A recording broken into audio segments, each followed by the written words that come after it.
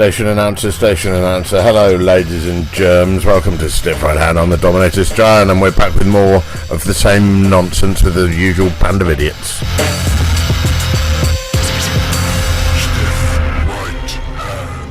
When he bangs old Tanya, he shoots a gallon. It's your podcast host. It's Big Stu Allen. And enough of that bollocks. Welcome to another edition of Stiff Right Hand. Thanks for joining us again. Here with Tanya Allen. What did you find so amusing just now? I liked the line that was showing how noisy you were breathing. That's what I was looking I was going to say, it couldn't have been anything I was saying, but I see you pointing and laughing. Just pointing and laughing at how heavy I was breathing. Yeah, everything you do is really noisy. I was very... thanks for listening to last week's episode. I had a good figures for last week. I was very moved and touched by some of the personal messages I got from a lot of the listeners who liked the little ad hoc thing we did on mental health. And it just goes to show that you don't realise things that people are going through, and everyone's got their own story, and behind closed doors, everyone's got their own shit, and it's nice.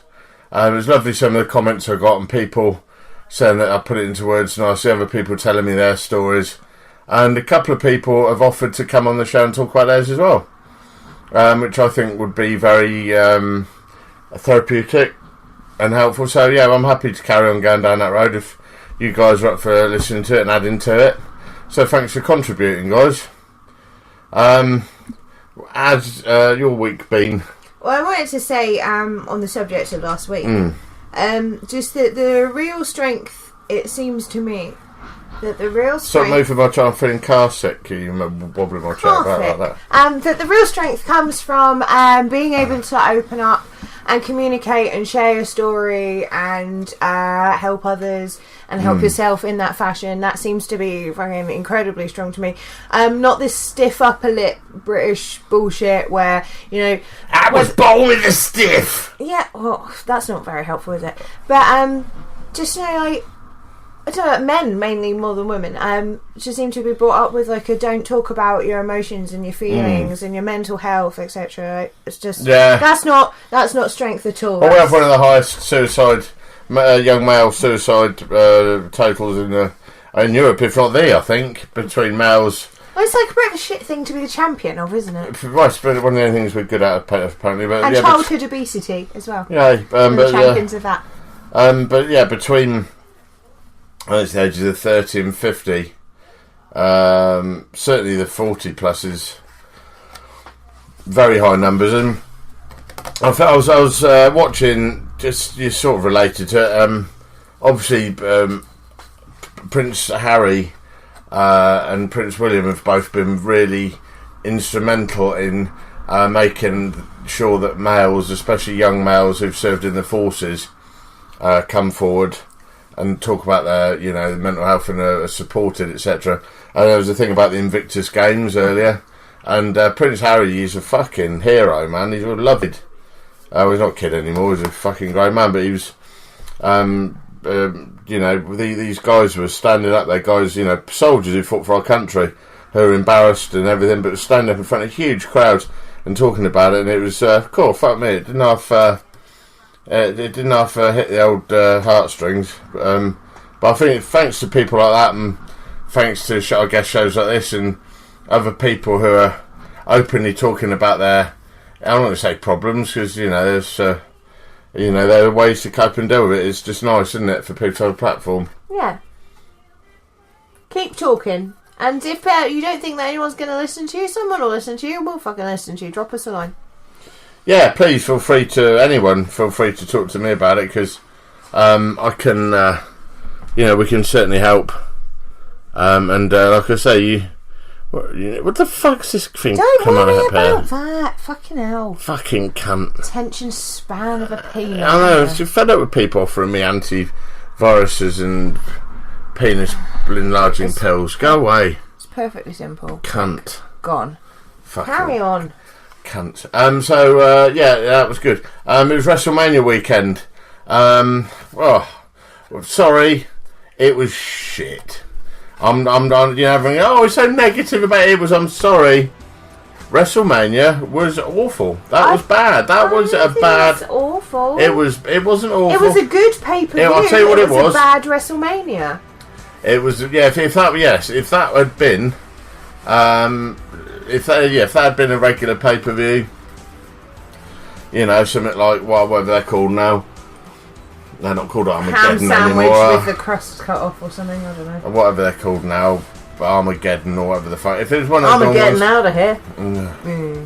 Honestly, I thought it was terrible. It's actually, I think, one of the worst WrestleManias I've ever seen. Because there wasn't any real magic. There wasn't any real surprises. It was just the entrance. So long. So fucking long. Listen, hear this now. I'm going to predict in the next century, WWE are going to kill WrestleMania. And I'll tell you why. It's too fucking long. No show needs to be 7 hours long. 5 hours with a 2 hour run-up time. No show needs to be that long. By the end of it, the crowd never, ever, ever gives a fuck. They lose that crowd halfway through the show. I predict in another probably 10 years, there probably won't be a WrestleMania anymore. I think WWE are going to fucking implode. I really do. They're seeing some bad house numbers. WrestleMania as a spectacle I thought was very disappointing. There were some good matches. I'm not all down on it. The Finn Balor match to open the show up I thought was awesome. I thought Ronda Rousey did well. I don't think she was great. She wasn't the best thing about that match. No, it was. She did good. It was a good fucking debut for her. Why did she come out like a little slutty Scottish schoolgirl as well? It was fucking weird. Come out like a little fucking 90s goth. It's just like, Rowdy Roddy Piper. But like, why does like the female equivalent of that outfit have to be the skimpiest little fucking new metal schoolgirl? Like, what was wrong with the kilt? Well, it's got to be sexy, isn't it? Well, Roddy Piper wasn't the greatest worker in the world. He was a phenomenal. He was phenomenal on the mic. Yeah. Do you know who's not? Her. So I don't see that she's got many comparisons with him. But they both got Rowdy in front of their name, though, innit? But she did okay, man. She was good. I thought Brock Lesnar looked disinterested. I thought he looked bored. I thought he looked like a man who didn't want to fucking be at the show. Honestly. Yeah. But also, I liked the big fuck off that was the result of that match. Like, the big fuck you. Like, yeah. Oh, yeah, because everyone was sure to... Yeah. Yeah, it was... as a standalone match, it was pretty good. I thought the Asuka and Charlotte Flair match was fairly stale. I liked it. I didn't like the end of it. It just seemed like such a massive build for no payoff. I don't know. It all seemed baffling for me. Like, why spend all that time with Asuka in that fucking story? Yeah, and have it end like that. And then for the next night, for Charlotte to lose the belt to Carmella anyway. Oh, really? Ridiculous. I didn't know about that. She's fucking hot garbage. Oh, well, that's awful. I didn't know about that. Yeah. It was. Obviously, spoilers if you haven't seen it. If you haven't seen it, like, don't fucking listen to a wrestling podcast and then bitch to us that we've talked about results of a show that you haven't seen. Fuck off. Okay, customer service at its finest. No. And like, we have to have a little chat about people that go on social media like, no, don't post spoilers about WrestleMania on this side because I haven't seen it yet. Well, everybody else in the fucking whole planet has. So, like, we've had a meeting, and do you know what? We're going to carry on discussing it, and you can fuck off. You, that one person, you can fuck off, not the rest of us. We're going to carry on business as usual, and you, the one making the noise, you can fuck off, because you're not that important. So fuck off and shut up. No, isn't it annoying? Don't post spoilers, because I haven't seen it yet, okay? Like, that's fucking annoying, that voice. Not fucking... Well, it's not important. People that do that aren't important, and also, stop being so entitled and taking yourself so fucking seriously. Fuck off. Shut up. Get out. Get out. Back to WrestleMania. The tag team thing with that little fucking kid, that was utterly diabolical. What was his name? Nathan? I don't give a fuck. Damien? I don't give a fuck. Alex? Oh, apparently the ref's kid, right? Yeah, that's true. Diabolical. I kind of liked. I like Braun Strowman. I liked how it put over Braun Strowman. I thought that he was very entertaining in that. I was a fucking kid. Come on. I like Braun Strowman. I think he's great. I liked that the kid didn't do any wrestling. I'd have lost my fucking shit if that kid had pinned anyone. Yeah. Oh gosh, I can't remember what the fucking dudes are called, man. The Boulder Dash brothers, what are they called? The guys with the big hammers. What are they called? Wreck-It Ralph. Yeah, the Wreck-It Boys.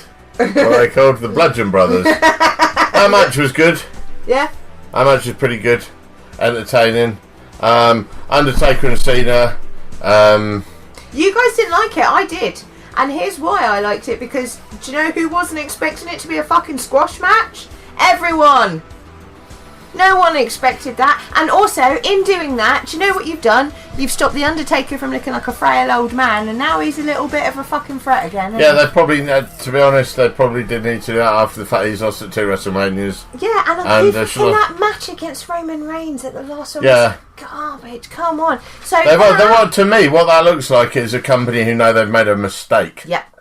And they've used their biggest star to put them over. So good for them. I'm not saying the result was bad. I'm saying the crowd were startled into silence. Yeah, it was weird, but also just I liked that it came with zero build up.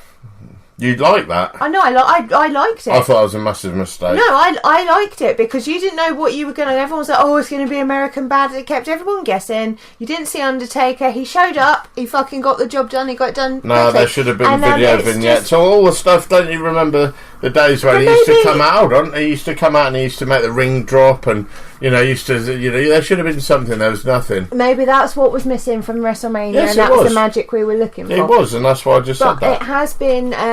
It has been announced that he will be facing Rusev. Yeah, I don't know if that's real, is it? The greatest Royal Rumble in it's a buried alive match or a but it's not going to be shown anywhere. It's out in Dubai or somewhere. The thing is, like, they wouldn't be taking him on tour if he wasn't fit to be doing. Yeah. But anyway, back to the show itself. WrestleMania, garbage. It wasn't garbage. It just wasn't. It was a good pay-per-view. It was not a good WrestleMania. It didn't feel anything like a WrestleMania. It did not feel like a WrestleMania. Honestly, after WrestleMania, I feel normally. The last one that I really, really liked, I think, was that one they did outdoors, which I thought was awesome. Yeah. Which was like 31. Yeah. That was cool as shit. But when Daniel Bryan got stretchered out and then came running back in and forgot that he was injured, injured, it wasn't that one, was it? It was the one where I thought, no. I think it was the one where he opened the show and won in about 2 minutes. Maybe they did 2 out. The one where Rusev came out on the tank. That was a phenomenal pay-per-view, and that was the last good WrestleMania. Since then, they've been very disappointing. And shame on you, WWE, because that card on paper was very strong. And managed to... I know everyone says, I'm playing promoter. Well, I'm a promoter, and I'm also a fan. I thought it was shit. But that's just me.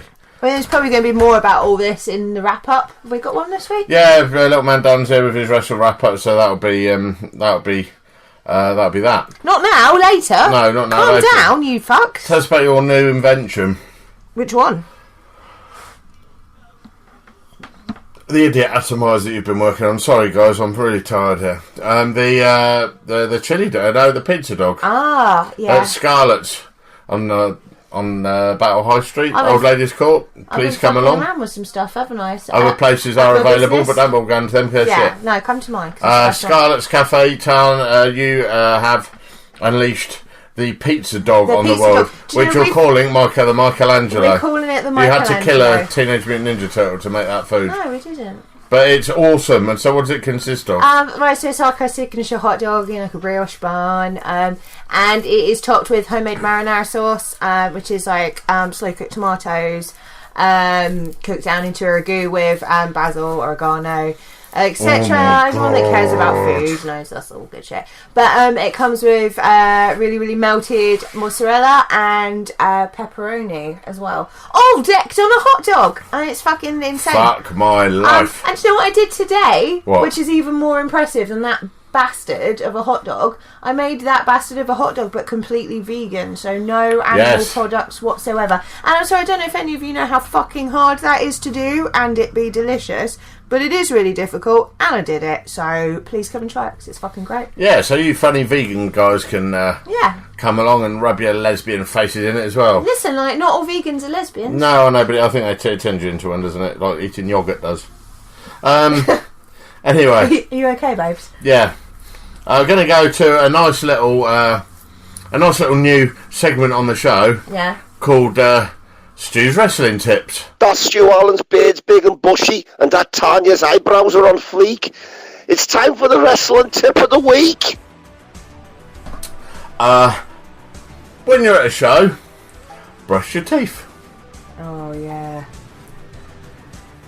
It's a very small thing, that, isn't it? Yeah. Can we just even, like, speculate? Can we, like... Brushing your teeth is a very old-fashioned thing to do. In my kit bag, I always carry a spare tube of toothpaste and toothbrush, and brush your teeth, guys. If your gear isn't entirely clean and you need to Febreze it, that's one thing. But if you're in there with someone, make sure your teeth are clean. It's not difficult. It's a professional thing to do. It makes you feel good more than anything. When you go out through there and you've got a minty old mouth, it does. You'd be amazed. It's obviously complete psychosomatic, but it does totally make you feel 100% better when you go out there. So it's a basic one. Oh, so you don't want to be wrestling someone with, like, gammy old gob, do you? Breathing in No, your face? you don't. I mean, breathing obviously, fags and personal coffee, hygiene baby, is obviously should be. Let's discuss personal hygiene as a little... Well, that was going to be something to discuss after this, but for this week, that is my one tip to young up-and-coming prospect wrestlers. When you're at a show, before you go out, brush your fucking toothy pegs. Yeah, give them a nice clean. That's been that for this week. Nice. That's a very nice tip, Bob. Good, thank you. Well, that's what I've been told that. Good job. So yeah, going back to personal hygiene, that's a real fucking thing. We've had to pull kids on it before. I can't fucking stand it. In our academy, look, we're in a gym, but like, just if there's a whiff of armpits, I can't have it. Yeah, you guys, you gotta, soap and water don't cost anything, and it's not just that. So I say to the guys, get rid of those fucking straggly arm hairs. I don't want to see that shit. If I see that, if you put me in a headlock and I've got fat my whitbreads on wind chairs hanging down over my nose, like a fucking Shire horse's fringe, I will fucking I'll rip them up at the root. It's like one of those 70s ribbon door fucking curtains will spin out in the rain. But it's like, disgusting. I think some of the younger guys go, fucking, that's queer, isn't it, showing your underarms? It's not. It's hygienic. It's hygienic. If you're in a combat sport, you need to get rid of that shit, man. Shave, wash, shower, blah blah blah. Deodorant. And ladies, change your underwear protection. You know what I'm saying? Fuck. Yeah. Because there's nothing worse than getting a fucking head scissors off of someone with dirty pads on. Cool, yeah. Rank. Yeah, well, Becky James leaving red pasta shells all over the ring. Well, that's a story for another time. Well, I just told it. So there you go. What else has happened this week? Is the weather is improving, isn't it? Thank fuck, because that's very English. That is very English, yeah. But it's been shit. We've had no spring. It has been shit, and it's snowed. We've had no spring. It's snowed. I'm really, I'll tell you what. I'm really glad now that I don't have my allotment anymore, because this would have been a shit year. Because spring is so I always used to look forward to. Obviously, really, don't be burping on here. Why I do not have a time machine. Everyone's heard me burp now. Yeah, but don't. What are you doing? Look, I'm trying to keep my toes warm because they're cold and I feel fragile. Talking of hygiene, you need to shave your legs. No, that's nothing to do with hygiene. My legs grow hair. Evening primrose. And that's just how it is. And sometimes I'll shave them and sometimes I won't. Right now, not gonna. Yeah, I can see that. Holy shit. Yeah, pretty good, isn't it? They look like cactuses. Yeah, they do. But yeah, I mean, I sometimes I miss having my allotment, but this spring has been so bad. I don't. And I was just, I was talking to someone the other day about. Do you remember when I used to get all anxious going at my allotment? I used to have to shit in a flower pot. Oh God! I think you just did that anyway for the fun of it. Well, I got to the point where it became a habit. Yeah. So I used to get caught short on the fucking. It was a long walk up the fucking hill to go to the bloody toilets. So I'd be in my shed. It was a 3-minute walk. It's for you. It was like going up. You're bigger than me, so it was less than a 3-minute walk for you. No, I'm bigger if I'm slower, fuckwit. And Are you admitting that you're slow? Slower, I just said. Slow. Fuckwit. Captain And it was the equivalent of going up Mount Etna to me. And especially when you need... That's dramatic. Especially, well, I'm known for it. And when you...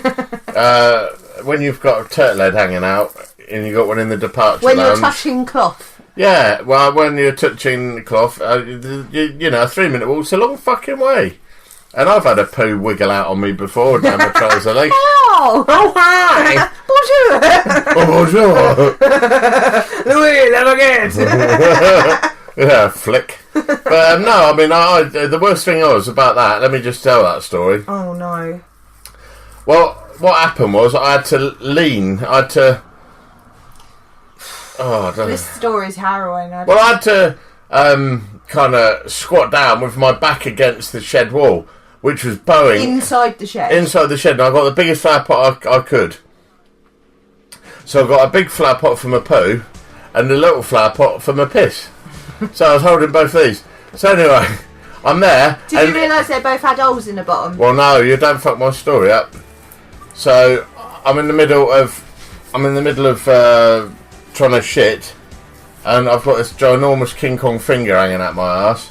Just as I realised that the shed wall is bowing with the weight of me and starting to crack, and I'm thinking, I know there's children and families out there.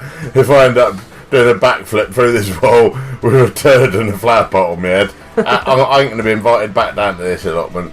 So as it was, this thing plopped out into the flower pot, and obviously, you know, the natural course of action is that you start pissing. At that point, I realised with my jeans around my ankles, the flower pot has got holes in it. So I managed to sieve a load of hot piss all over my jeans. So what did I do? I took the flower pot with this ginormous Cumberland sausage in and put it in my incinerator. Yeah, and then I came to join you. What was the first thing I fucking asked you? What's that shit? Like, what smells of burning shit? Go and guess there. Burning shit. Have a guess. Yeah, so the worst thing was because there was loads of old dry grass in there, hedge clippings, and loads of old, etc., etc. I thought, my old turd ain't going to matter. I set light to this thing, and I'm not kidding you, there was like this black cartoon cloud that went diagonally across the allotment, and it went to the shape of a skull, with loads of elderly people looking disgustedly over their shoulders, going, "What the fucking hell? This shit." So they knew you were burning. Stuart Allen's obviously burnt a giant turd, hasn't he? So there we go. Turd burner. Cut long story short, I don't go down that allotment anymore. So there we go. It's probably for the best. Probably for the best. Got a couple of my lads who've been they're contributors to the show now. Luke Jennings and Craig Hill. Or researchers. Well, they're contributors, researchers. Then I wouldn't call those a couple of clowns researchers with any stretch of the imagination, but they've come up with some humdingers here. Simpsons address Apu stereotype criticism. Did you see that? No. That was a fucking an absolute humdinger. The latest episode of The Simpsons has addressed controversy surrounding Indian character Apu for the first time. Indian comic, your legs are getting up my nose, move. Indian American comic Harry sorry, this is racist if I can't even pronounce his name. Kondabalu made a documentary last year saying the character was founded on racial stereotypes. Sunday's episode made a nod to the accusations, but some viewers found it insufficient. Shopkeeper Apu Nahasi Petalon has been part of the long-running animation series since 1990 and is voiced by a white actor who puts on a heavy Indian accent. And in the documentary The Problem with Apu, he said Apu was one of only representations of Southeast Asians on US TV when he was growing up, and other children imitated the character to mock him. What do you say? It's a fucking cartoon. Bore off. Yeah. Craig actually said, I've got 3 words to that argument. Dev, Coronation Street. Yeah. The thing is with the Kind Simpsons, of. the thing is with the Simpsons, like it tries to be both things, right? And you can't be both things. And do you know how you stop it from being both all fucking self-aware and fucking politically fucking an activist and stuff? Do you just kill Lisa Simpson? Well, I can't see him doing that anytime soon. Yeah, but she's the worst fucking character. She was telling everyone what their fucking business is and trying to convert them to veganism and shit. Preaching to adults. Shut up, you little fuck. Don't tell the grown-ups what their business is. But the thing is, it's a fucking cartoon. It's not a commentary on fucking society. It's not a commentary on racism in America. It's a fucking cartoon. Just let some things be, and you don't need to... Look, it's not racist. Maybe it is stereotypical, but it's not so stereotypical. Excuse me. All right. Yeah, I'm just dying. Good job. It's also stereotypical in a way that it's saying that every man in America, like John Everyman in America, is Homer Simpson. He's a fucking overweight, fucking poorly paid, blue-collar worker with an alcohol fucking problem. That's a stereotype. If we're going to kick off about one, why don't we just kick off about all of them? Right. Harry Smith reportedly throws coffee at Jake Roberts at WrestleCon. This was a widely reported story. Harry Smith was claiming Roberts refused to apologise for some disparaging comments he made about Davey Boy Smith. In a recent podcast appearance, Harry then later went to confront Roberts at the WrestleCon table. Roberts declined to speak to Smith about the situation. After that, Harry stated that he asked Roberts to step outside to settle issues in a fight. That's not considering Roberts is 62 years old and has had a number of health issues. Harry then said Roberts then started to swear and told Harry to fuck off. Which triggered Harry to throw the coffee into Roberts' face. Jake Roberts' daughter then tried to fight with him, saying Jake and his daughter were acting inappropriately and wanted to start a scene. Harry's also claiming that Roberts tried to offer him drugs at 2012 WrestleCon. Well, grow up, Harry Roberts. There's drugs in wrestling. Grow the fuck out. Just say no, man. You don't, that's no part of it. And you know, your father was, was a heavy user of steroids, and who's to say what drugs are good and bad? I was a big Davey Boy Smith fan. Had the opportunity to do a couple of shows with him. It's sorry to see someone like Jake Roberts making disparaging remarks about him. I think throwing hot coffee in the face of an elderly man in his mid-60s is probably a bit over the top. Yeah. However, saying that, if someone had been saying that about one of my loved ones or my dead father, I'd probably take justice into my hands as well. It's all a bit fucking silly, isn't it? Like, don't throw coffee over anyone. Certainly not. I certainly wouldn't have dealt with that in a public place like a wrestling fan convention. But also, can I just say that fucking stand by your convictions and what you say? So, that's what I fucking say. So yeah, Jake, this is the bottom line. Jake Roberts is a piece of trash. He's a sleazeball. He's a loser. He's a liar. He's not a good guy. Jake Roberts. He's yes, he was had a tremendous mind for wrestling. He could have been amazing. He was one of those few wrestlers who was a household name without ever needing a belt. He was one of those wrestlers who never needed to have to wear the gold. He was lucky like that, but he was a phenomenal character, great on a mic. We all know what a great mind he was, but we also know all the demons he's had.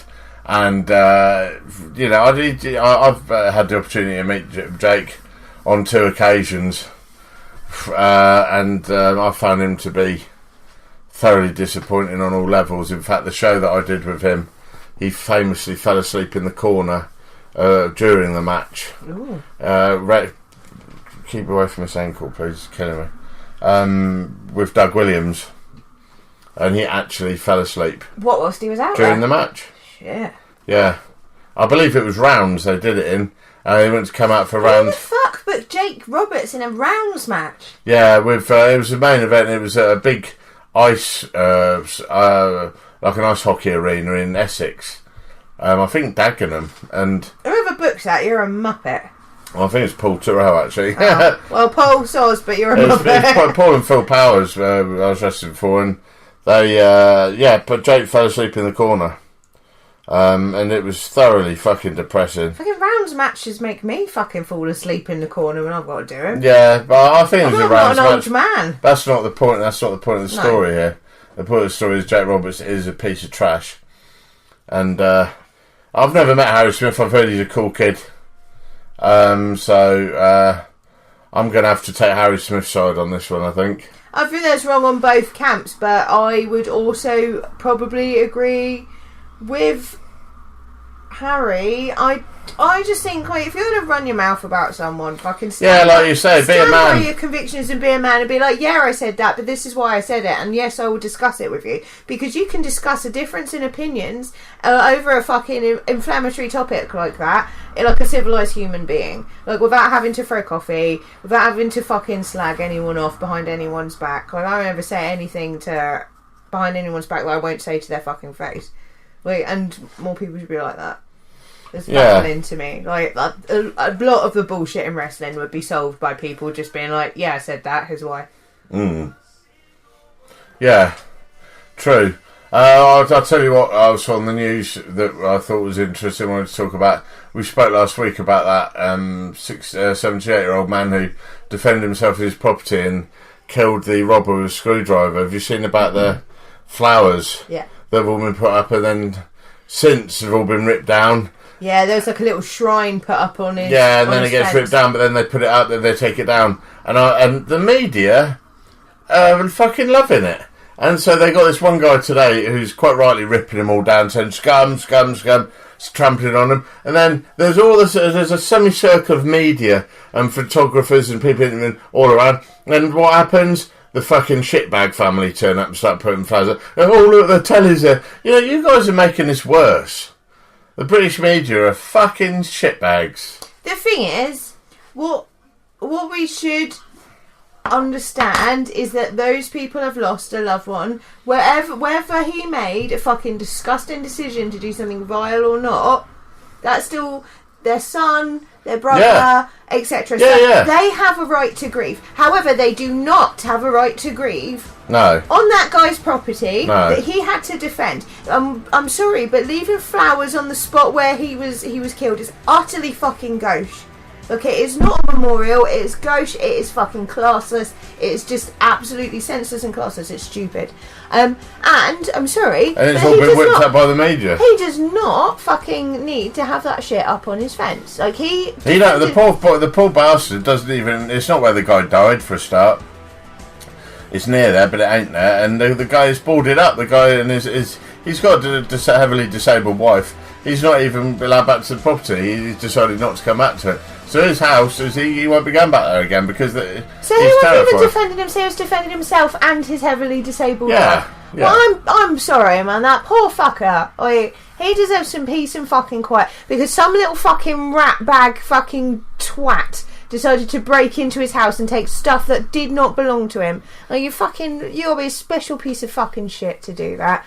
I'm sorry, and I just like, do you know what? Is it any? He got what he deserves. Yeah, he got. He did get what he deserved. That a funny interview with the man, the poor old son, because he was from Kent, the guy, the geezer who got stabbed, and he'd been done for stuff before. He was not confident street, so he was just one of those guys that that preys on the on the elderly. It knocks on the front door, never cunt goes round the back, and you dirty the elderly, you're scumming, you're a shitbag, and this dear old boy who'd been done by him before. It was a soundbite, wasn't it? It was a soundbite, and so he got what he deserved. Well, and I thought, well, yeah, good for you, mate, because that's true. But yeah, disgusting, and just a wonderful insight into why this country's so fucked, really. Well, the media thing, making it worse. It's like, the media are shit, and also the need for celebrity at any cost. Any cost, even at the cost of putting some flowers up on a fence and being contrary. Do you know what I mean? It's a bit berserk. It's just like none of that is like an honest to God human reaction to the situation or to the grief or whatever, but more what they think that they should be seen to be doing. And I find that terrifying and fascinating, because it's not a genuine human emotion. It's not like a genuine reaction. It's like, oh, I've got to be seen to be grieving the hardest. I've got to be seen to be mourning the hardest. Like, oh, I've put up 6 bouquets of flowers. Or I've put this down. And it's just, I don't like, who is that for? Like, unless you're seen to be doing a good deed, have you done a good deed? Have you seen to be mourning? Are you mourning? I just everyone knows their own truth, and it's mad to me. Yeah, I agree. What a waste of time. Yeah, I agree with you. One last one before we go to the break. This one will shake you a little bit. Buzz Aldrin passes lie detector test on seeing aliens. Buzz Aldrin's passed lie detector test after claiming he encountered alien life has been reported. The former lunar module pilot, who was the second man on the moon, was one of a number of astronauts who revealed accounts of their sightings under lab conditions at the Institute of Bioacoustic Biology in Albany, Ohio. The Daily Star reports that 88-year-old Buzz said he saw the spaceship on his way to the moon, saying there was something out there that was close enough to be observed, sort of L-shaped. Astronauts Al Ward, Edgar Mitchell and Gordon Cooper also took part and also passed the tests, which are reported to be more reliable than the standard lie detectors. There are many explanations of what that could be other than another spacecraft from another country or another world. It was either the rocket we had separated from or the 4 panels that moved away when we extracted the lander from the rocket. We were nose to nose with 2 spacecraft. Well, there's a load of shit about who the fuck is he? He also explained on the probability of alien life forms in the universe, saying extraordinary observations require extraordinary evidence. There may be aliens in our Milky Way galaxy, and there are billions of other galaxies. It was not that remarkable, or that special, or that unusual, but it was definitely there. What do you think about that? If there are millions of galaxies, blah blah blah, right? So there's no way that we are alone in the universe. Okay. However, it's not something that I want to fill my head with, because I find it terrifying. Yeah, well, it really scares me. Well, it scares you because we have seen. It scares me because you know what we've seen. We have seen a UFO. We know we're going to get people say, "Oh, too much." We've seen a UFO. I've seen certainly in my lifetime 3. And I didn't believe you until that time in Thetford Forest. Yeah. The one time which was the most disturbing was one in broad daylight, which I saw over the sea, over the hill at Buffalo's Leisure Centre in Hastings, in broad daylight, as clear as can be, and that came and disappeared within, I'd say, 10 seconds. It was very fucking clear, and I was frozen to the fucking spot. The other time was the time which we'll go getting into on here with Greg Stockwell, one of my old students, but coming back from a show in Stoke-on-Trent with Greg. I won't talk about it now, but I would like to have Greg on there so we can talk about it together, because it was one of those moments where we both sat in silence, looked at each other, and were like, you saw that too, right? So, I believe in that shit just because I know what I've seen. And obviously our one as well. So, but when I read that, I thought, a lot of people say Buzz Aldrin's a quack and everything and what have you, but I just thought that was kind of interesting. I think if those guys are saying it, then that's pretty definitive, isn't it? Yes. Come on now. But, to be honest, it's fucking naive and stupid to think that we're alone in the fucking universe. Yeah, it is. It's incredibly not. Oh, we're so important. Like, we're not even more important than animals on our planet. No. So there's no way that we're the most important thing in the fucking galaxy. Come on now. I just fucking hope that whatever it is isn't more badass than us and doesn't fuck up our planet, because I like living on Earth. It's nice here. All my stuff's here. And dogs are here. More than that, dogs are here. And I don't want there to be a war with aliens and the dogs have to get involved. I'm really upset if any dogs get hurt. I'm upset now. Well, I don't think there's not going to be an alien and dog versus dog war. No, I don't know what sort of world you're living in. Because it's going to be aliens versus Earth, and dogs is Earth. So. Do you hear this, Joe Rogan? You think you're the future of podcasts? We got aliens versus dogs going on over here. Listen, right, I want to know what he thinks the dogs are going to be doing, because if he's happy with dogs laying down their lives just pointlessly and needlessly on this planet when they have the best thing on this planet, we don't even have dinosaurs anymore. Okay, so we got to look after the dogs and the bees. Dogs and bees. And Louis Theroux. Oh yeah, don't forget dear old Louis Theroux. Those 3 things, I'm telling you.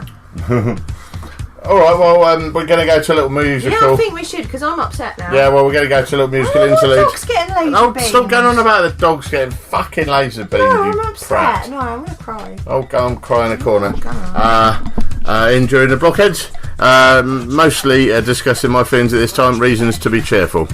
Why don't you get back into bed? Why don't you get back into bed? Why don't you get back into bed?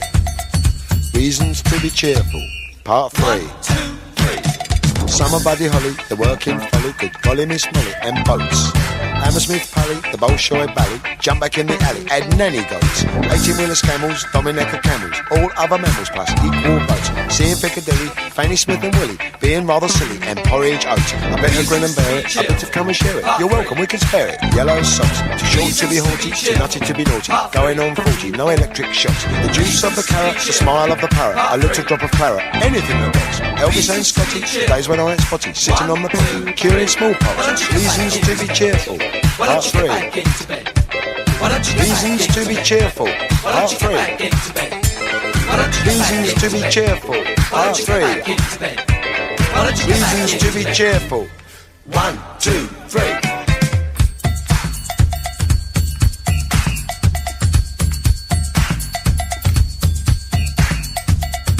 Reasons to be cheerful. Part 3. First. Health service glasses, gigolos and brasses, round or skinny bottoms. Taking mum to Paris, lighting up the chalice, Wee Willie Harris. Bantu Stephen Biko, listening to Rico, Harpo Groucho Chico. Cheddar cheese and pickle, the Vincent motorcycle, slap and tickle. Woody Allen Darley, Dimitri and Pasquale, Balla Balla Balla and Valari. Something nice to study, phoning up a buddy, being in my nuddy. Saying okie dokie, sing along a smoky, coming out a chokey. John Coltrane soprano, Eddie Celentano, Bona Carlino. Reasons to be cheerful, part 3. Reasons to be cheerful, part 3. Reasons to be cheerful, part 3. Reasons to be cheerful. 1, 2, 3.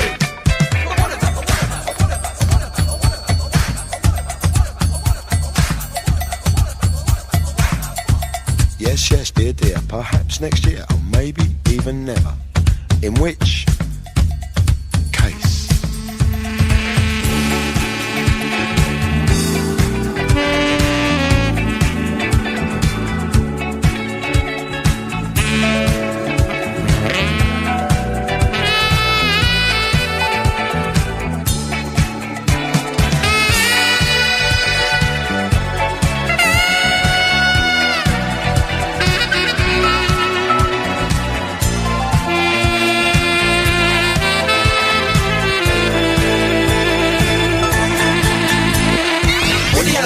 Cheerful, part 3. Reasons to be cheerful, part 3. Saying Okie sing along with Smokey, coming out of Chogi. John Coltrane soprano, Eddie Celentano, Bona Carlino. 3. Reasons to be cheerful, part 3. Reasons to be cheerful, part 3. Reasons to be cheerful, part 3. Reasons to be cheerful. 1, 2, 3.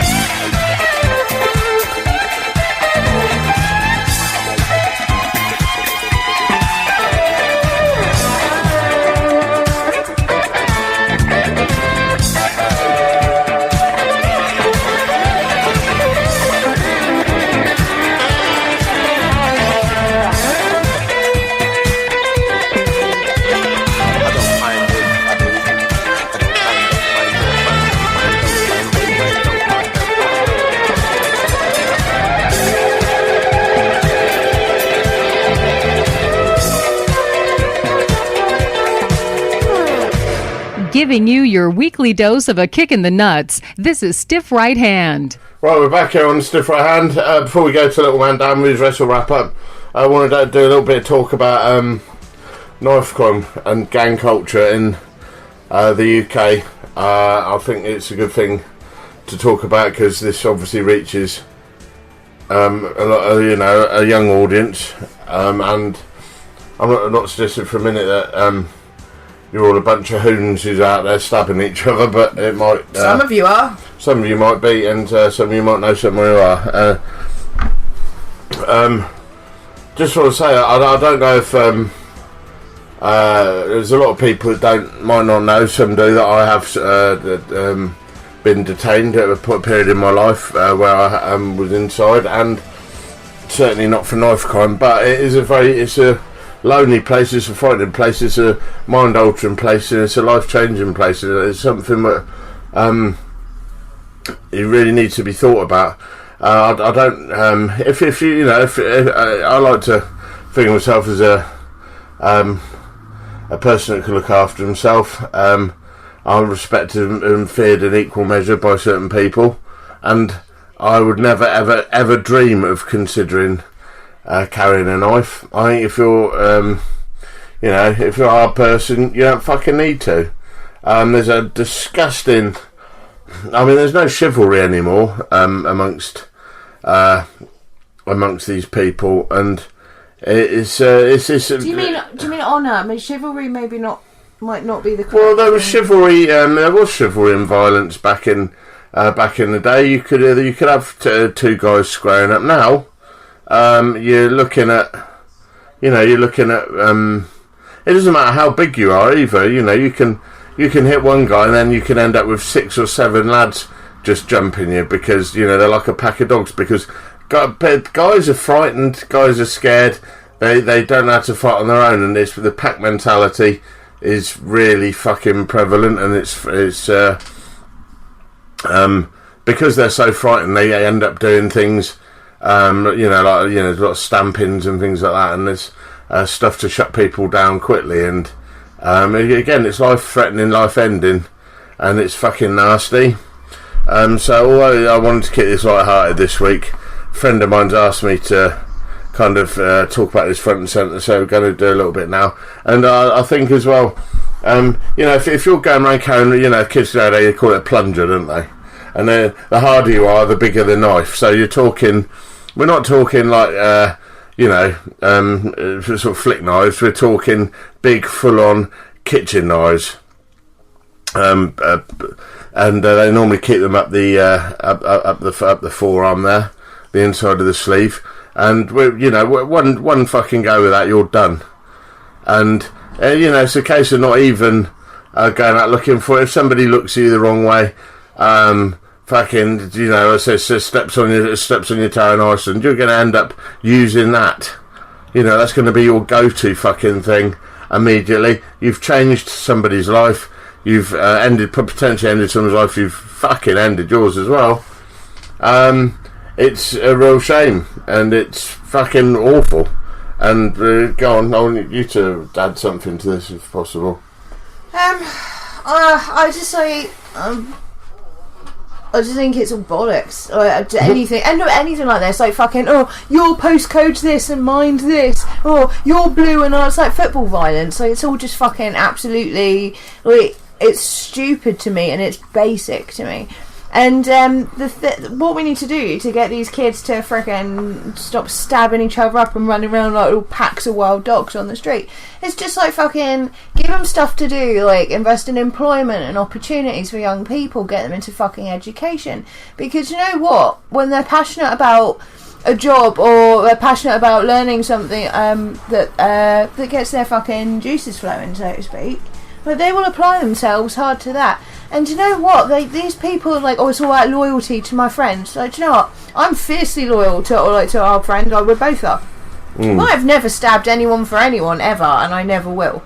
To actually consider plunging anything into somebody's flesh is it's a ghastly fucking thing to do. But then, like, where does it fucking end? Oh, he stabbed him, so now we've got to stab one of that's what theirs, happens. and now I've got to stab one of... That's what happens, and they're these are young black males from single parent families, and that's again, like I said before, not a stereotype. That is statistically what we're talking it's about. It's the majority that... Very much the majority, the mass majority.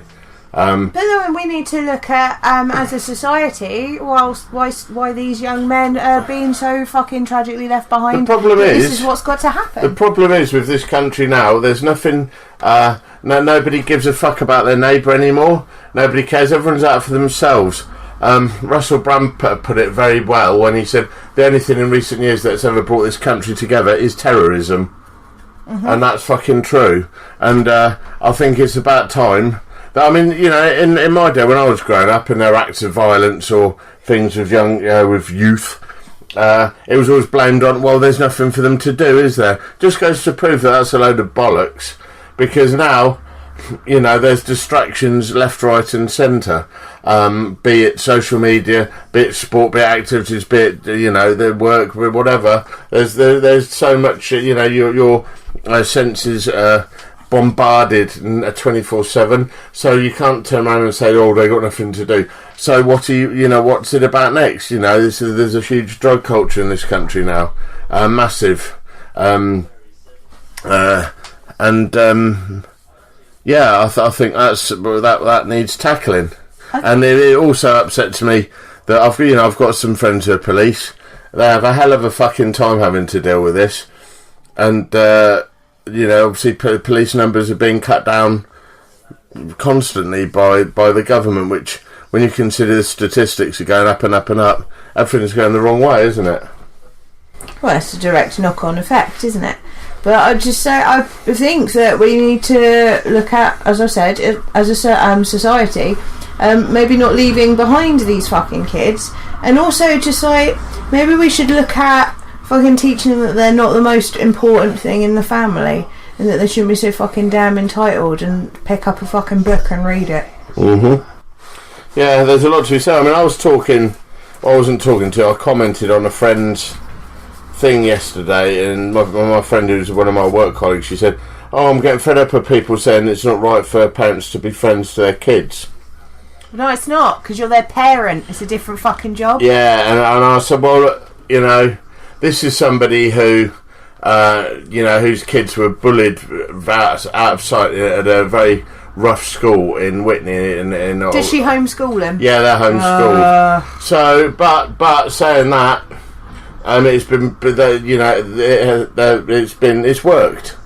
It's worked, and that she's done very, very well. However, I said, what's needed? I said I'd have been, for one, I'd have been mortified if either my mother or father ever said, "I want to be friends with you." Mm-hmm. I'd have been fucking like, fuck you. Do you know what I mean? No, sorry. The very best, I went and had a kick around down the park with my dad. But if he'd have said, "I want to be your friend, son," if that wouldn't have ever happened, he'd as soon have smashed me into my fucking roast potatoes on a Sunday rather than ever be my friend, and that suited me just fine. But what I did say was, it might have worked for you. I don't agree with it. I would never homeschool my children. I believe they should be socialised. They should be, hardened up to certain things. And the authoritative school, well, not all schools are like, fucking Henry Box in Whitney. Not all schools are like that.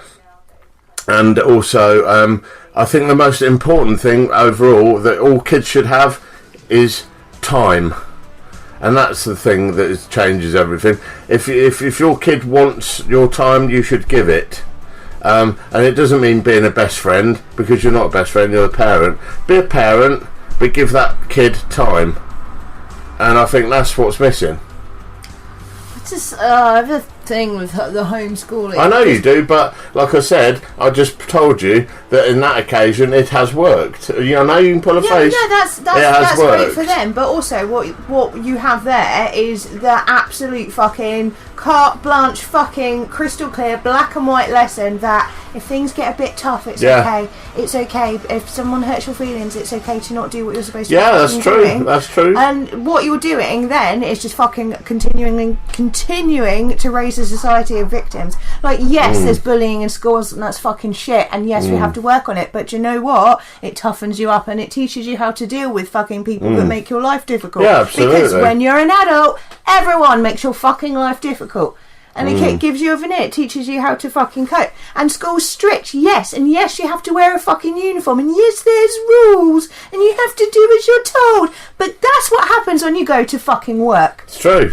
Right? Just for the record, I hate rules. School prepares you for the world of work. Okay? And maybe schools should go further into it and maybe they should teach pupils some life skills, like how to file a tax return, how to change a fucking tyre, how to cook a meal, right? But also, maybe that's the stuff you as parents should be teaching your children, not being their best friend, like, I liked loads of her pictures on Instagram. Like, those parents, like, I think you're psychopaths, honestly. Maybe that's your job. Like, if you want to be an educator, educate your child in that shit. Yeah. Like, here you go. Like, this is some beef mince. These are the 3 meals that you can make with this one packet. There you go. Stick them in the freezer. Like, budgeting, fucking doing the weekly shop, not living on Haribo and energy drinks. I don't know. I can go on about ages. But, you know, like, maybe if there was a little bit more structure in the family unit, then maybe these kids wouldn't feel like they have to go out and be part of a gang, because that's just a family unit. I missed out on, I'd have missed out on so many things at being a school. I've to a degree learned how to fight at school. You do learn how to deal with bullies, and also I learned in home ec never to carry a homemade pizza home under your arm. No, that's a mistake. However, I did learn the world of commerce by selling bootleg pornography and my father's cigars behind the Happy Eater on Bedford Roundabout to all my colleagues at school. So there you go. School's good. About learning to deal with shit that you don't like, because life is full of it. But yeah, life is a motherfucker, and I think we both agree that I've said bullshit homeschooling I don't agree with, but I do think a lot of these kids who get into this, it's just even like the documentary we were watching with Maria Margolis with the kids, and they're all kids that have. They live with their mums. A lot of them. They haven't got a strong parental upbringing, and they're turning to crime, and that's why we're seeing multiple stabbings, and acid attacks and everything else. I just hope to fuck.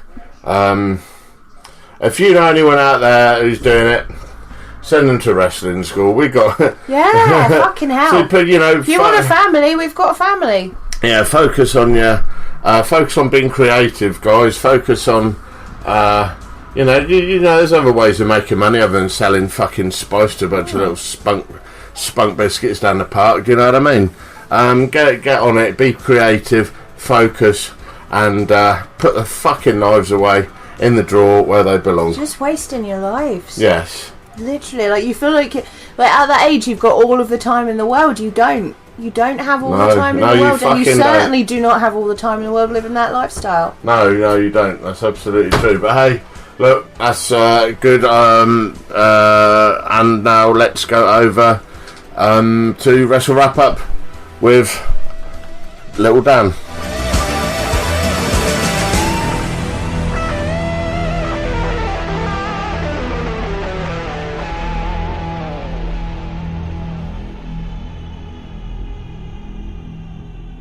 Wowza, is it good to be back on the Stiff Right Hand podcast. Hey, just so you know, youtube.com/Wrestle Wrap Up. I uploaded a video featuring EWW wrestlers, and I'm giving them a little shock in a video of mine, so go over there, check it out. Currently, as I record this, I'm currently editing the show vlog, and it's an interesting one, so be sure to check that out over youtube.com/Wrestle Wrap Up. But on with the wrap up. You would have seen The Undertaker return at WrestleMania 34, making quite a quick work out of John Cena in under 3 minutes. Well, The Undertaker's next match has been announced, and it's not against who you would think it would be against. WWE Saudi Arabia's Twitter broke the news, and it's gonna be The Undertaker versus Rusev in a casket match. That's right, we're going to see The Undertaker return on the WWE Network as he takes on Rusev. Will it be a Rusev Day, or maybe it won't be? Now, we got the WrestleMania weekend over, we've got the Superstar Shake-Up, we've got the Greatest Royal Rumble, and Backlash coming up very, very soon. But what's after that? It's Extreme Rules in July. And WWE may have spoiled the WWE title match already, because an advertisement for the Extreme Rules pay-per-view showed up recently, and it's been going around Twitter and the internet, and it looks like we could be seeing a triple threat match: WWE title, Shinsuke Nakamura, AJ Styles, and Baron Corbin. Now, it's interesting to see why that's come up so early. Do WWE really book that far in advance? Oh, I don't know, but only time will tell if we're going to see that match. Like I say, now till July, there's still a few months ahead, so maybe we won't get that match. Maybe we will, maybe we won't. That's it really, that's the major news for this week on the wrap up. Hey, one video I think you should definitely check out is Mario Ranallo. He flips out. Go to WWE's YouTube channel, it is awesome. But that's it for me. Go to youtube.com/WrestleWrapUp, because that's a wrap.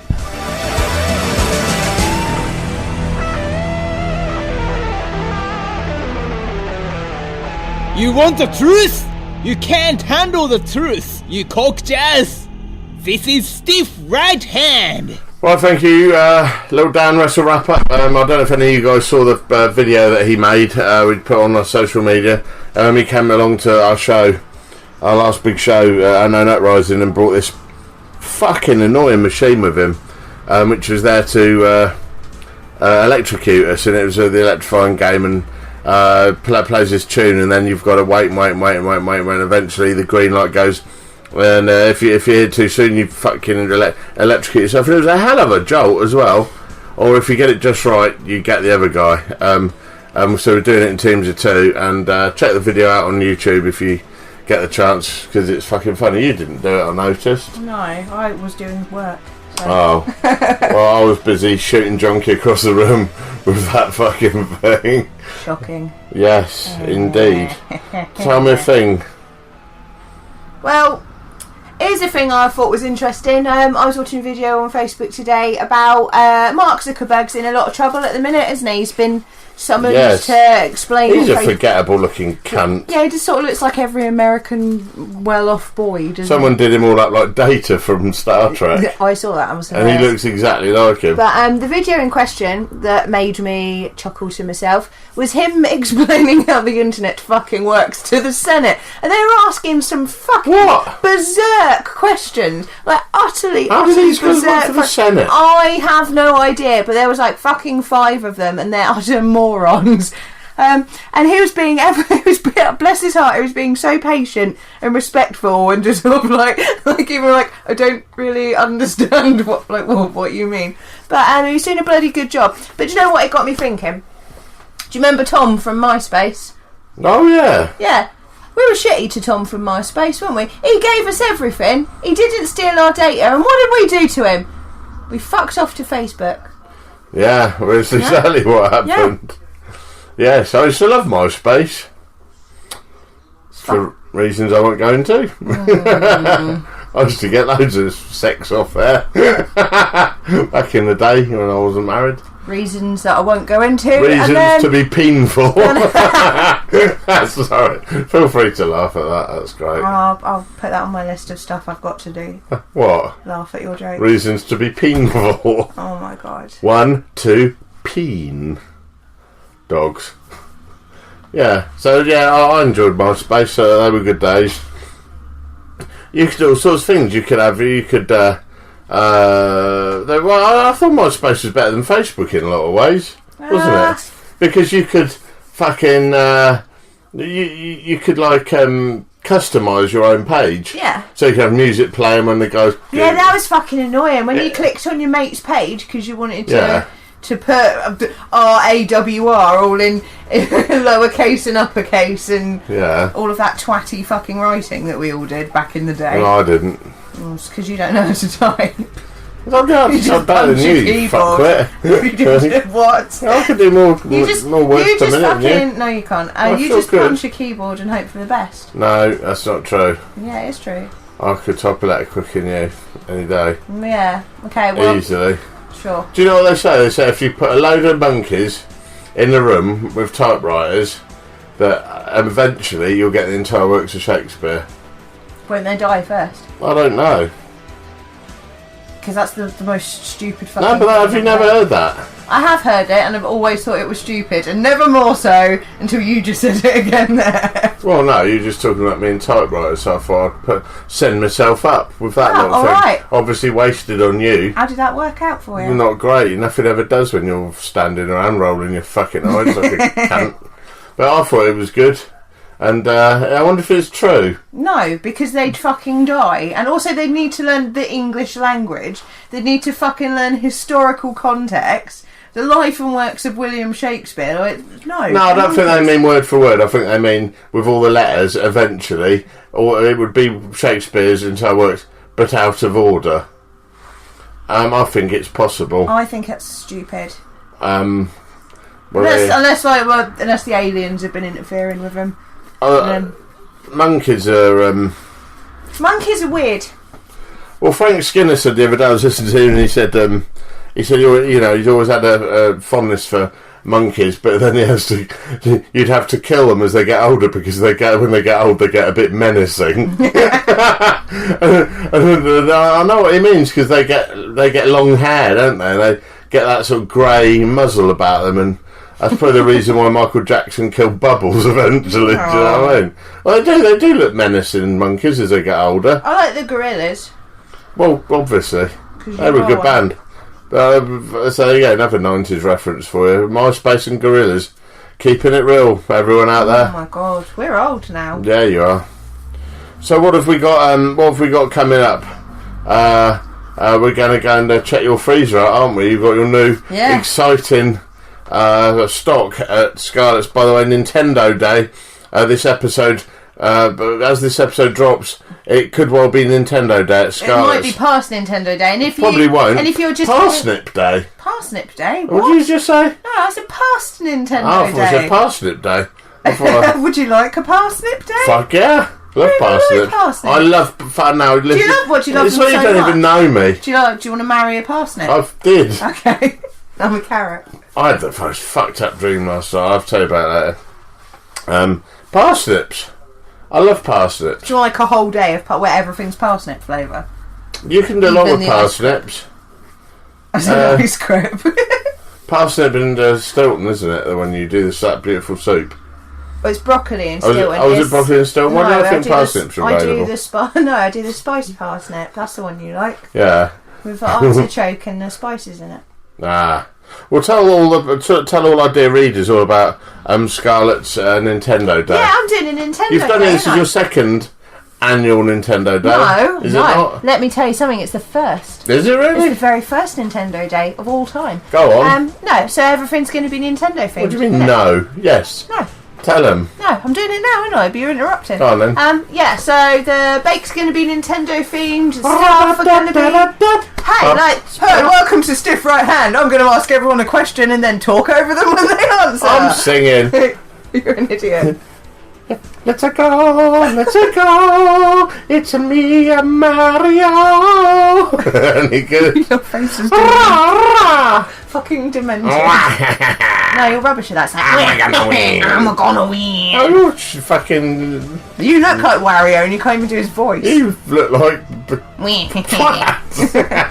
So go on, tell them about your Nintendo Day. I don't want to, because you're just going to... Oh, come on and put yourself over. Well, I was trying to. So for anyone that heard the first sentence, I said, yeah, shut up. Thank you.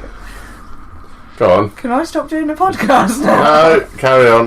Yeah, so theme stuff, theme bakes. So what you say theme? Yeah. Nintendo theme! Yeah, I know. How are you going to do? What are you going to dress up as? You're not going to pretend those cunting inflatable dinosaurs are Yoshi, are you? You don't know what I'm going to do with those dinosaurs. You were thinking that, weren't you? That's bullshit. If you do that, I'm going to riot. I was literally considering making them Mario Karts out of cardboard and sending them down the high street in carts. Oh, fucking hell. Make a car. No, that's a bad idea. No, that's the best idea I've ever had. No, it fucking isn't. That's fucking... Honestly, someone's going to get killed. Yeah, well, never mind. Jesus Christ. I've got an outfit. I'm going to be Jessie from Team Rocket. What? Of the Pokemon franchise. Because it's not obvious, because you thought I'd be Mario. But no, I'm not going to be. Is Pokemon even Nintendo? Oh my god, you make my brain hurt. Yes, darling, of course it's I'm a Nintendo. 42-year-old man. How the fuck would I know the answer to these things? Well, it's because it's important. God It's what damn. matters in life. No, it ain't. It is. It's What, right. Nintendo? Yeah. You were playing it the other day, you having a lovely It's time. good. Yeah, I love the new Nintendo's Ace. What's it called? Nintendo Switch. Yeah, it's a new one. I know, I bought the I'm a fucking 42 thing. year old man, you Yeah, know I it. bought it for you, my wife, at Christmas, and it was fucking expensive. I liked it. Yeah, good. Well done.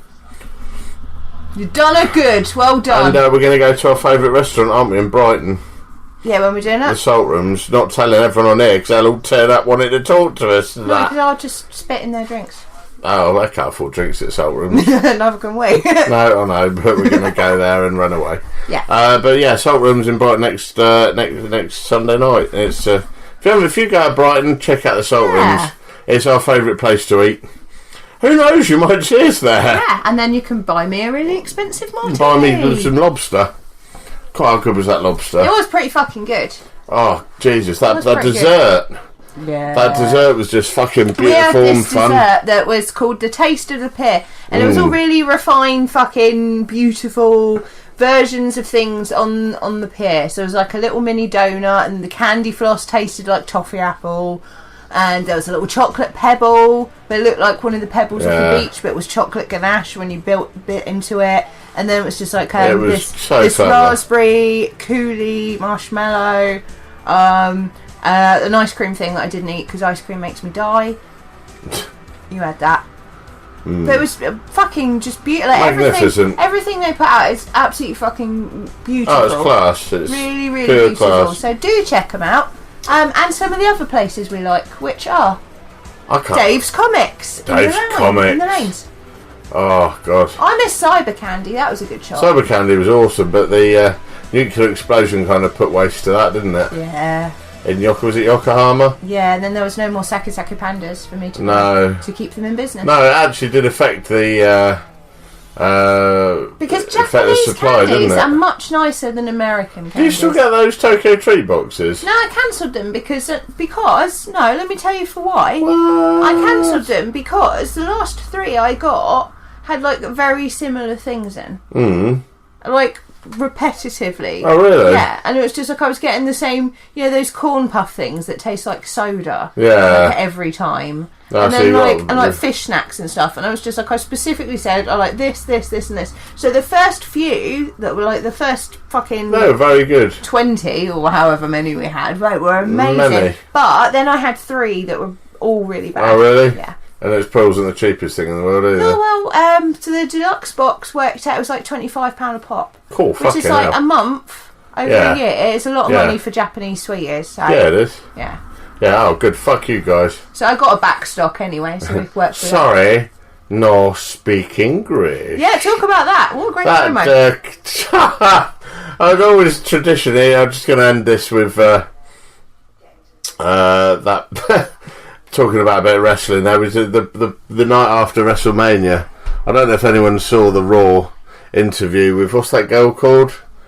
Oh, just Tit-Face McGee. No, that's her, yes. Yeah, No, what's her name? Renee. She did an interview with Shinsuke Nakamura, which was fucking hilarious. Shinsuke! And about why he turned on AJ Styles, and he's obviously his grasp of the English language was never, he didn't speak any, but he's obviously learned enough to be able to cut a little promo. And then when she said that wasn't good enough, I want you to really explain it, he just turned to this really, he reminded me a bit of Tajiri. It was really pesky. I said, "Oh, sorry, no speak English." And did this little fucking smile, and I fucking lost my shit, man. Pesky little smile. Funny little cunt he is, but I think he's my favourite.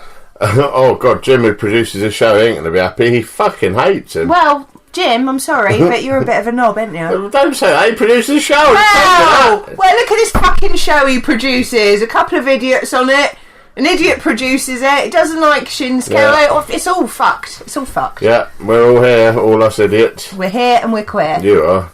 Anyway, listen, it's been lovely to see you. I mean, thanks for coming. I mean, really, honestly, thank you. It's been real. No, the best. They show up here in our room week after week. Finger my ass. Yeah, but don't take your shoes off. Master Chef's on, and I'm having to do this, asking me fucking questions, making me talk about dogs in spaceships. Lick my ring piece. Oh yeah, dogs. Goes on my jism.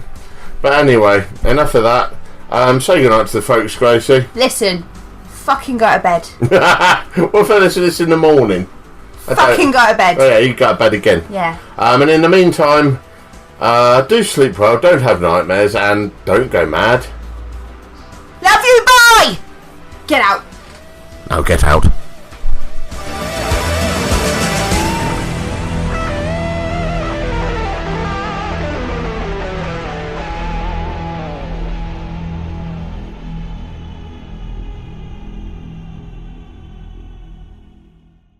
If you have been affected by another subject matter or topics covered on this week's Stiff Right Hand podcast, please call 0800 Go Fuck Yourself.